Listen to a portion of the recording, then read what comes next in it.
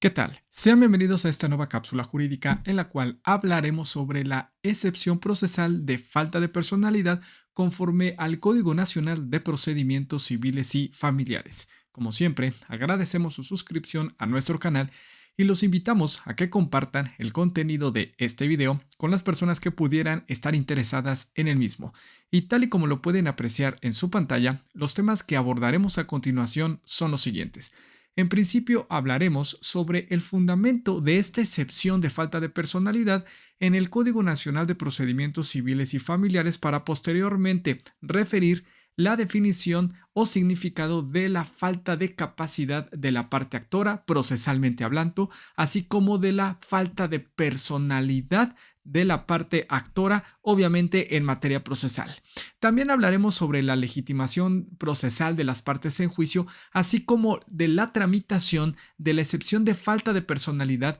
en el Código Nacional de Procedimientos Civiles y Familiares y también los efectos de la procedencia de esta excepción. Muy bien, pues en este orden de ideas, el Código Nacional de Procedimientos Civiles y Familiares, en su artículo 63, fracción sexta, refiere esta excepción. Dice lo siguiente: son excepciones procesales las siguientes. Fracción sexta, la falta de personalidad del actor o del demandado o la falta de capacidad del actor.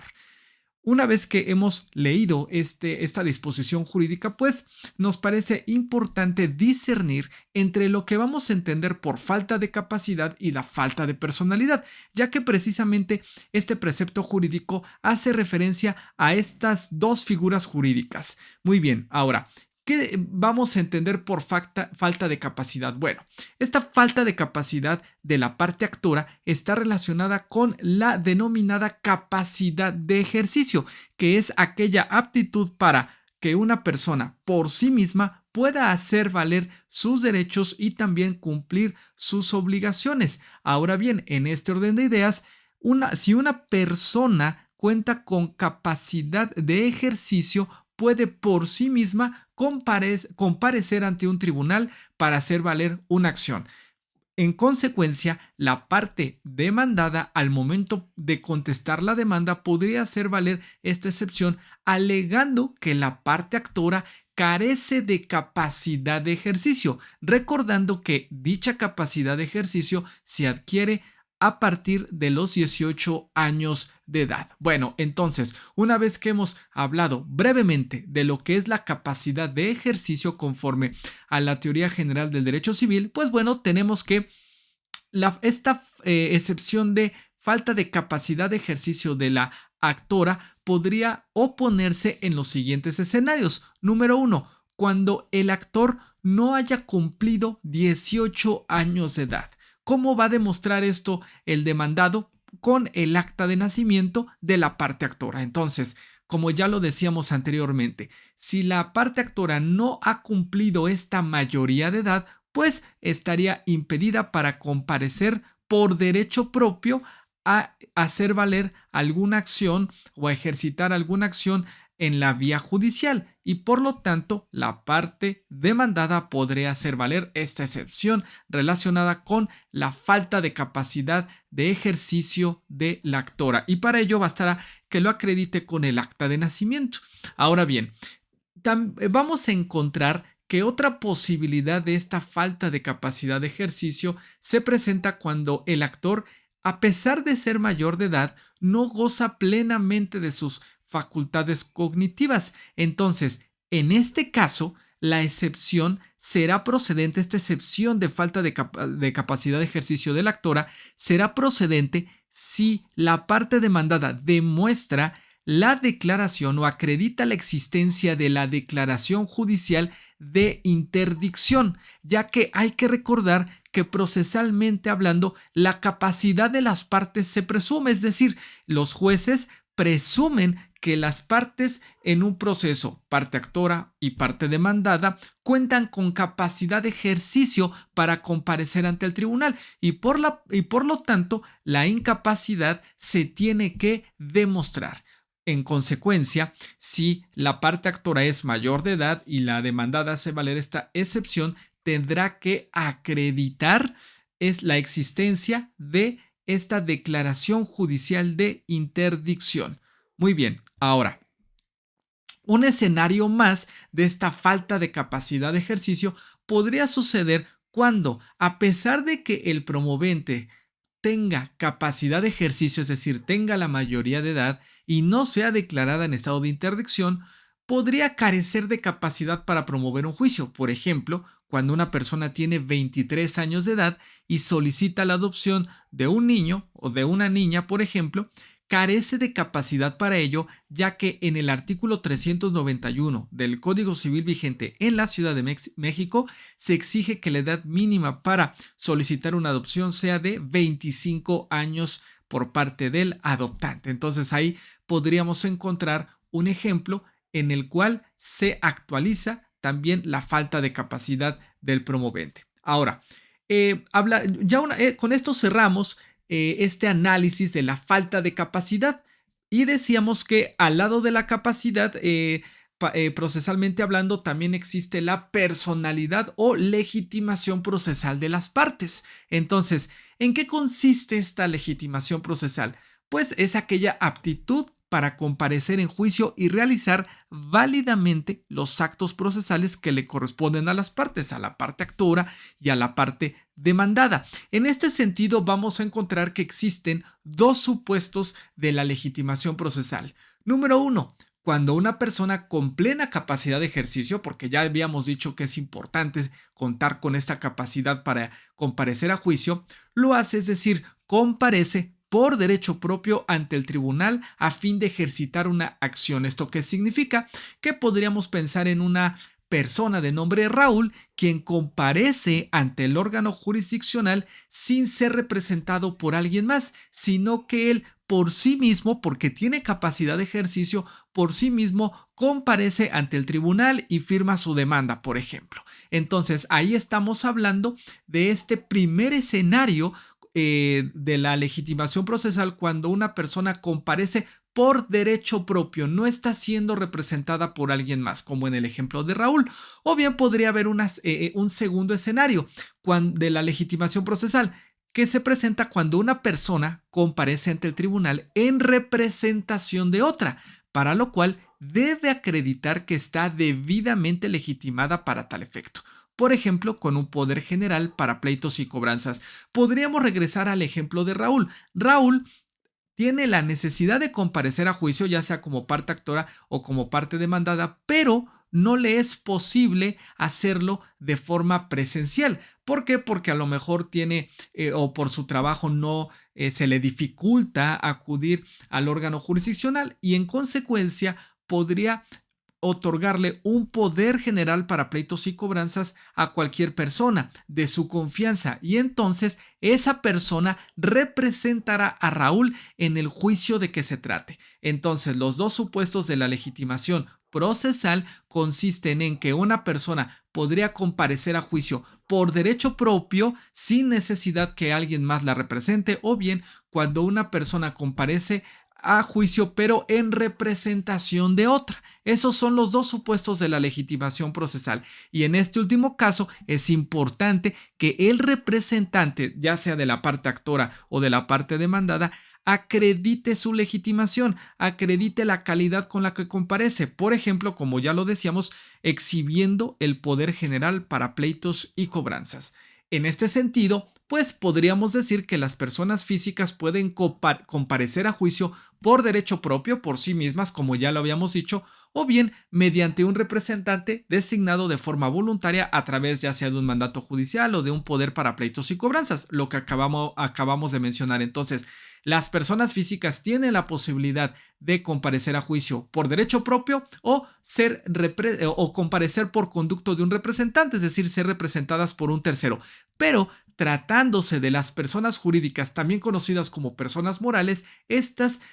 tienen que comparecer a juicio necesariamente a través de un representante, como puede ser un apoderado, como puede ser el presidente del consejo de administración de la empresa, etcétera. Ya que recordemos que las personas jurídicas o personas morales no tienen una existencia material, su existencia es jurídica, por ello se les reconoce esa personalidad jurídica, pero no material. Por lo tanto, las personas morales siempre deben comparecer a juicio por conducto de sus representantes y esos representantes tendrán que acreditar esa legitimación procesal, esa personalidad con la que comparecen. Podrían acreditarlo con el Poder General para Pleitos y Cobranzas o podrían acreditar esta legitimación con el acta constitutiva de la empresa. Muy bien, ahora, en la legislación procesal, como es el caso del Código Nacional de Procedimientos Civiles y Familiares, es común que la legitimación en el proceso sea identificada con el término personalidad. Entonces, si nosotros referimos el término legitimación procesal o personalidad procesal, vamos a decir que son sinónimos y que funcionan o tienen los mismos fines en relación a la manera en que una persona va a comparecer a juicio para realizar válidamente determinados actos procesales. Ahora bien, la legitimación en el proceso o la personalidad procesal debe ser analizada de oficio por los jueces antes de emitir su sentencia. Entonces, los jueces de oficio tienen que analizar si las personas cuentan con legitimación procesal o con personalidad para comparecer a juicio. Y sobre todo cuando las partes están representadas por un tercero, tiene que cerciorarse la autoridad judicial de que ese representante cuente con el título suficiente con el cual acredite su personalidad o legitimación procesal, ya que si una de las partes carece de capacidad o personalidad para comparecer a juicio, ya sea que se trate de un menor de edad, alguien que esté o sea declarada en estado de interdicción, o bien no justifica su representación, como lo hemos explicado a lo largo de este video, pues sería ociosa la continuación de un juicio por quien no puede apersonarse en el mismo, sobre todo tratándose de la parte actora, quien es quien exige o el pago de determinadas prestaciones o exige que el demandado sea condenado al pago de ciertas prestaciones o pretensiones. Ahora bien, el fundamento de lo que acabamos de mencionar, es decir, este análisis que hace la autoridad judicial de oficio sobre la capacidad o personalidad de las partes, se encuentra en el artículo 71 del Código Nacional de Procedimientos Civiles y Familiares, que dice: la autoridad jurisdiccional estudiará de oficio la personalidad al momento de proveer el escrito inicial de demanda y su posible contestación, y el interesado podrá corregir cualquier deficiencia al respecto, siempre y cuando fuese subsanable en un plazo no mayor de 10 días, con la consecuencia de no admitir la demanda en caso de la parte actora o de no tener por contestada la demanda y continuar el juicio en su rebeldía en caso de la demandada. Entonces, aquí nos podemos dar cuenta de que es posible subsanar alguna deficiencia en la representación o en la personalidad procesal de las partes. Por ejemplo, tal vez el representante omitió exhibir el Poder General para Pleitos y Cobranzas, pues bueno, puede subsanar este error, esta deficiencia en el plazo de 10 días. Pero si no es posible subsanar esta deficiencia o no se hace dentro de este plazo, pues la consecuencia puede derivar dependiendo de la calidad de la parte que no está debidamente representada o que no cuenta o acreditó su legitimación procesal. Tratándose de la parte actora, pues el efecto cuál sería si no se corrige este defecto en la legitimación procesal. Pues bueno, tratándose de la parte actora, simple y sencillamente no se admite a trámite la demanda, o bien tratándose de la parte demandada, se le tiene por no contestada la demanda y el juicio continúa en su rebeldía. Ahora bien, la legitimación procesal, atendiendo a las partes que litigan, puede ser activa o pasiva. La legitimación activa corresponde a la parte actora, a quien la ley le concede el derecho de ejercitar una acción ante los órganos jurisdiccionales, mientras que la legitimación pasiva corresponde a la parte demandada, que es aquella persona en contra de quien se ejerce la acción de la actora. Ahora, Conforme al Código Nacional de Procedimientos Civiles y Familiares, los momentos en los que se puede hacer valer la excepción de falta de personalidad podrían ser los siguientes: en la etapa postulatoria, por ejemplo, en el escrito de contestación a la demanda, tratándose de esta excepción procesal, durante la audiencia preliminar o bien después de la etapa postulatoria y hasta antes del dictado de la sentencia. Si la demandada hace valer esta excepción de falta de personalidad en su escrito de contestación a la demanda, se le dará vista a la parte actora para el término de 3 días con la finalidad de que el actora, en atención al principio de contradicción, manifieste lo que a su derecho corresponda y podría pronunciarse sobre la procedencia o improcedencia de esta excepción procesal opuesta por la parte demandada. Ahora bien, ¿en qué momento se resuelve esta excepción procesal cuando la parte demandada la hace valer en el escrito de contestación? Pues en la audiencia preliminar, específicamente en la etapa de depuración del procedimiento. Ahora, si la excepción es sobrevenida durante la audiencia preliminar, por ejemplo, la parte demandada hace valer esta excepción en el momento en que se celebra o tiene lugar la celebración de la audiencia preliminar, se resolverá previo derecho de contradicción en la misma audiencia de la parte contraria, es decir, el juez resolverá esta excepción, pero le dará oportunidad a la parte actora para que se pronuncie sobre la procedencia o improcedencia de la misma o que manifieste lo que a su derecho corresponda en atención al mencionado principio de contradicción.